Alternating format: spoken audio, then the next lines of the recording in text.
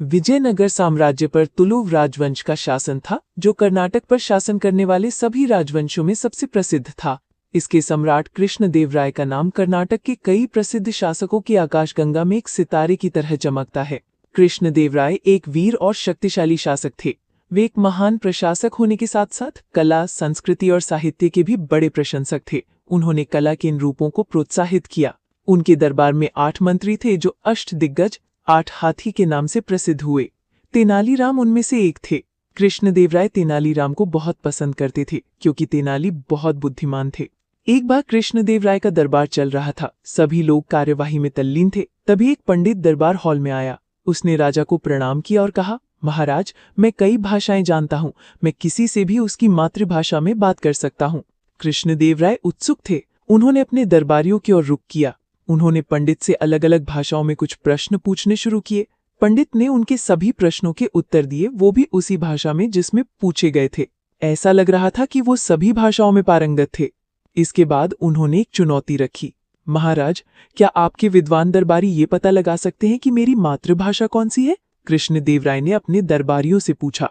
उन्होंने कोशिश की, पर काफी देर बाद भी वे पंडित की मातृभाषा नहीं पहचान पाए। वो हर भाषा में समान सहजता से बात कर सकता था। कृष्णदेवराय तेनालीराम की ओर मुड़े। तेनाली, क्या तुम इस महान पंडित विद्वान की मातृभाषा पहचान सकते हो? तेनालीराम ने खड़े होकर कहा, महाराज, ये व्यक्ति सचमुच बहुत विद्वान और महापंडित हैं। यदि महाराज मुझे एक दिन का समय दे तो मैं इसका उत्तर ढूंढने का प्रयास करूंगा। कृष्णदेवराय ने पंडित से पूछा, क्या सब ठीक है? पंडित मान गया। पंडित को महल में ले जाया गया और रात को आराम करने के लिए एक बड़ा कमरा दिया गया। उसे लजीज खाना परोसा गया। पंडित ने जी भरकर खाया और सोने की तैयारी की। गर्मी का मौसम होने के कारण उसने अपनी कमीज उतारी और बिस्तर पर लेट गया। वो बहुत थका हुआ था, इसलिए उसे जल्दी नींद आ गई। जब आधी रात हो गई तो तेनालीराम ने पंडित से मिलने का फैसला किया। रास्ते में उसने एक झाड़ी से एक कांटेदार टहनी उठाई। चुपचाप वो पलंग के किनारे आया और पंडित के पेट में चुभो दी।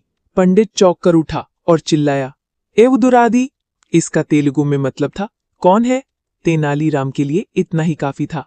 अगले दिन तेनालीराम ने पंडित की मातृभाषा बताकर सभी दरबारियों को आश्चर्यचकित कर दिया। पंडित चकित रह गया। उसे पता था कि पिछली रात क्या हुआ था, फिर भी वो कुछ नहीं बोला और गुस्से से दरबार से चला गया। कृष्णदेवराय तेनाली की बुद्धिमत्ता से प्रसन्न हुए और उसे उचित पुरस्कार